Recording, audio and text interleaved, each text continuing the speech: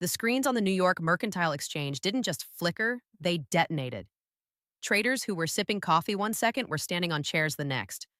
The day ahead, electricity price for New York City did not rise. It did not spike. It teleported from $48 to $500, from $500 to $1 and $200. Then it hit $2,000 per megawatt hour. In under a minute, the cost of keeping Manhattan lit exploded by more than 4,000%. Elevators slowed. Grid operators triggered emergency protocols. And somewhere in Ottawa, a man adjusted his glasses and said absolutely nothing. This is the story of how one speech, one threat, and one miscalculation turned the most powerful country on earth into a customer with no leverage. This is the story of how Donald Trump tried to tariff electrons and Canada answered with mathematics. 3 days earlier, at a rally packed with red hats and roaring applause, Donald Trump was in his element. He was animated. He was defiant. He was talking about trade, borders, strength. Then he pivoted north. He said Canada was taking advantage of the United States. He said America didn't need Canadian electricity. He promised that if Ottawa didn't agree to new trade terms, he would slap massive tariffs on every single electron crossing the border. The crowd cheered. Commentators laughed. It sounded like another line in a long list of tough talk. But energy is not steel. It is not lumber. It is not dairy. Energy is physics. And physics does not respond to campaign applause. In Ottawa, the reaction was not loud. It was quiet. Prime Minister Mark Carney, a former central banker who built his career managing financial crisis, did not go on television to shout. He did not fire back on social media. He called his energy advisors. He reviewed the interconnection agreements between Hydro-Quebec and the northeastern United States. He looked at the contracts, the clauses, the legal triggers, and he found leverage. For decades, the northeastern United States made a strategic decision. It shut down coal plants. It retired nuclear facilities.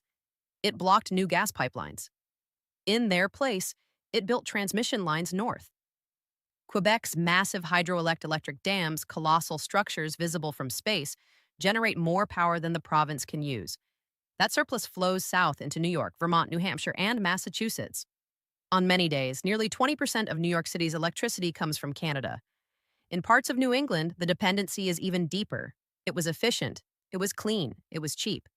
And it created something dangerous: reliance. When Trump threatened tariffs on Canadian electricity, he broke an unwritten rule that had governed North American energy trade for half a century. Energy moved freely. Politics stayed out of the wires. The moment he introduced the idea of weaponizing that flow, he turned electricity into a bargaining chip. Carney did not cut the power. That would have been an act of open hostility. Instead, he announced a stability adjustment, a risk premium, a pricing update reflecting uncertainty in the trade environment. It sounded technical. It sounded harmless. But buried inside that language was a formula. If political instability increased, prices would automatically adjust upward. If threats escalated, so would the cost. At 9:02 a.m., that formula activated. The algorithms that managed the Northeast grid detected the new export price from Hydro-Quebec. The cost of imported electricity surged. Traders scrambled to secure supply. Utilities bid higher and higher to keep the lights on. Within seconds, the market cleared at levels no one had seen, outside of a hurricane or polar vortex. Except this time, the sky over Manhattan was clear. In control rooms from Albany to Boston, engineers stared at red indicators. High prices forced tough choices. Industrial users receive alerts to reduce load immediately or face penalties. Transit systems switch to conservation mode. Backup generators are tested. Hospitals review fuel reserves. Nothing was physically broken. No dam failed. No transmission line snapped. But the economics of the grid had shifted violently. In the White House, confusion turned into anger. Reports began arriving that governors in the Northeast were demanding answers. Utility executives were warning of consumer bill shock. Markets were reacting. The dollar slipped as traders priced in the risk of sustained energy inflation. The promise that America was energy independent suddenly felt fragile because independence is not the same as interdependence. The United States produces vast amounts of oil and gas, but the Northeast grid was designed around cross-spur flows. You cannot replace thousands of megawatts overnight. You cannot build a new plant in a week. Infrastructure decisions made over 20 years cannot be reversed in 20 hours. Trump's threat was designed to show strength. Instead, it exposed vulnerability. You can tariff a product sitting in a warehouse. You cannot tariff water behind a dam without consequences. You cannot bully a supplier when your own system was built, assuming cooperation. Back on Wall Street, analysts began calculating what a sustained 4,000% surge would mean. Utilities do not absorb these costs, they pass them through. Households that were expecting a 150 electric bill could see $400 or $500 if volatility continued. Factories operating on thin margins faced impossible math, raise prices and fuel inflation, or shut down and lay off workers. Every option carried political risk. Meanwhile, in Ottawa, Carney delivered a short statement. Calm, clinical. He said Canada had a duty to ensure fair value for its resources in a hostile trade climate. He did not mention Trump by name, he did not use dramatic language. He framed it as market logic. If risk rises, price rises. That is capitalism. The contrast was stark. One leader used a rally to issue a threat. The other used a pricing model to respond. By noon, the question was no longer whether the spike was real. It was how long it would last. Would the White House double down and escalate? Would governors pressure Washington to de-escalate? Would markets stabilize if rhetoric cooled? Or had a line been crossed that would permanently redefine North American energy politics? The lights in Manhattan were still on. The trains were still running. But beneath the surface, something fundamental had changed. The assumption that energy would always be there, always be affordable, always be insulated from politics, that assumption was gone. Trump wanted leverage over Canada. Instead, Canada found leverage over the grid. And when the price of electricity jumps from $48 to $2,000 in half a minute, it is no longer a talking point. It is a warning. This is only the first phase of the crisis because when power becomes political, the consequences do not stay in one control room. They ripple through markets, through households, through alliances. And the next 48 hours will determine whether this was a shock that fades or the moment the Northeast discovered how fragile its foundation really is. By 10:17 a.m., the crisis stopped being a market story and became a political one. Governors across the Northeast were no longer asking what happened. They were asking how long this would last. New York's energy commissioner was on a call with grid operators, staring at projections that looked like a heart attack on a screen. If prices held anywhere near those levels, utilities would have no choice but to trigger emergency conservation programs. Large industrial customers would be forced offline first, then rolling reductions, then controlled outages.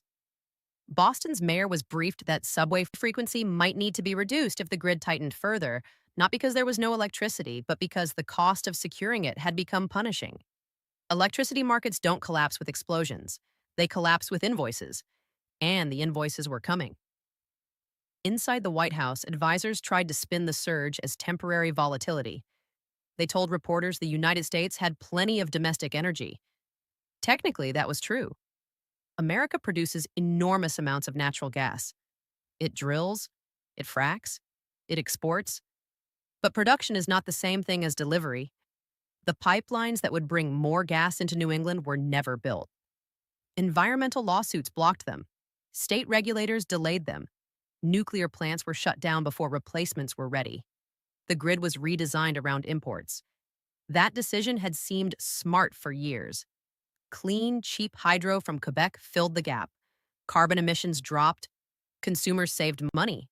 Politicians took credit. But now the same integration looked like exposure. The Energy Secretary reportedly laid out the math in blunt terms.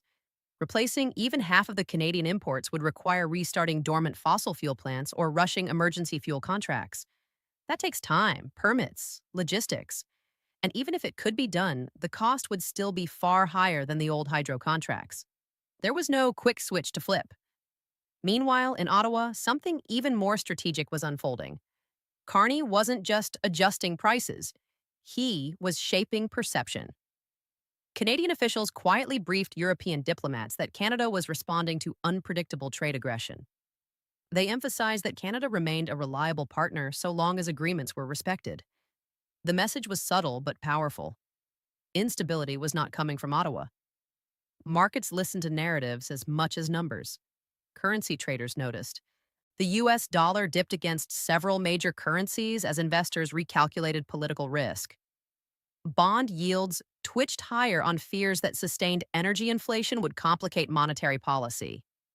If electricity bills surged across the Northeast, inflation data would follow. If inflation rose, interest rates could remain elevated. If rates stayed high, growth would slow. A chain reaction triggered by a speech. Back in New York, Con Edison executives were in emergency meetings. Utilities operate on regulated margins. They don't speculate. They purchase power, distribute it, and recover costs from customers. If the wholesale price quadruples or more, that shock does not disappear, it flows downstream. Analysts began estimating that an average household in the region could see bills rise by hundreds of dollars if the pricing regime remained in place, even for a single billing cycle. For families already stretched by rent and groceries, that number is not abstract. It is the difference between savings and debt. Factories felt it first. In upstate New York, aluminum processors received automated notices encouraging voluntary load reductions. Crypto mining facilities, which depend entirely on cheap power, shut down within hours. Their business model evaporated the moment electricity crossed a certain threshold. Data centers began reviewing backup contracts. Every megawatt mattered, and yet no one had turned off a switch. That was the genius and the danger of the strategy. Canada did not cut supply. It simply repriced risk. If Washington wanted stability, it could lower the temperature. If it escalated rhetoric, the algorithm would do the rest. The punishment was embedded in the market itself. Privately, some Republican lawmakers began to worry. Energy insecurity is politically toxic. Voters forgive many things, but not darkness and high bills. Calls between Senate offices and state governors intensified. The message from the Northeast was clear: this cannot continue. But Trump's political brand had always been built on confrontation. Backing down publicly carried its own risk. Supporters expected strength. Allies expected consistency. Opponents expected volatility. The room for maneuver was shrinking. Cable news panels framed it as a test of resolve. Was this a temporary standoff or the beginning of a prolonged economic duel? Commentators argued over who blinked first. Yet beneath the noise, grid operators were doing something far less dramatic and far more important: recalculating reserve margins hour by hour. If a cold front moved in unexpectedly, demand would spike. If a major plant tripped offline, capacity would tighten. In a tightly balanced system, confidence matters. Once traders believe scarcity is possible, prices jump preemptively. Fear becomes embedded in bids. That fear was spreading. Hospitals reviewed generator fuel levels. University campuses discussed contingency plans. Transit authorities prepared public statements just in case. None of them wanted to cause panic, but all of them understood the same thing. Modern cities are electrical organisms. Every elevator, server, and signal light depends on stable voltage. Across the border, Hydro-Quebec engineers monitored exports calmly. The dams were steady. Water levels were normal. Turbines spun with quiet indifference. The physical system was fine. It was the political overlay that had changed. Carney's approval ratings in Canada began climbing almost immediately. Many Canadians had long felt that trade negotiations favored Washington. Now they saw a prime minister using economic logic rather than loud rhetoric. To them, it looked disciplined. To critics in the United States, it looked ruthless. By late afternoon, the White House faced three unattractive options: escalate and risk deeper economic pain, retreat and appear to concede or attempt a quiet negotiation that both sides could frame as victory. Each path carried consequences not just for energy prices, but for credibility. Because this was no longer about a tariff line in a speech. It was about whether North American interdependence could survive political brinkmanship. It was about whether markets would trust that energy flows would remain insulated from campaign strategy. As evening approached, wholesale prices eased slightly from their peak, but they remained dramatically higher than normal. The message was unmistakable. Stability had a price now, and that price was being calculated in real time. The lights were still on in Manhattan. The skyline still shimmered, but the certainty that powered it had cracked. And once confidence in a grid begins to fracture, Restoring it is far harder than flipping a breaker. The next move would decide whether this becomes a brief shock or the opening chapter of a deeper economic confrontation that neither side can easily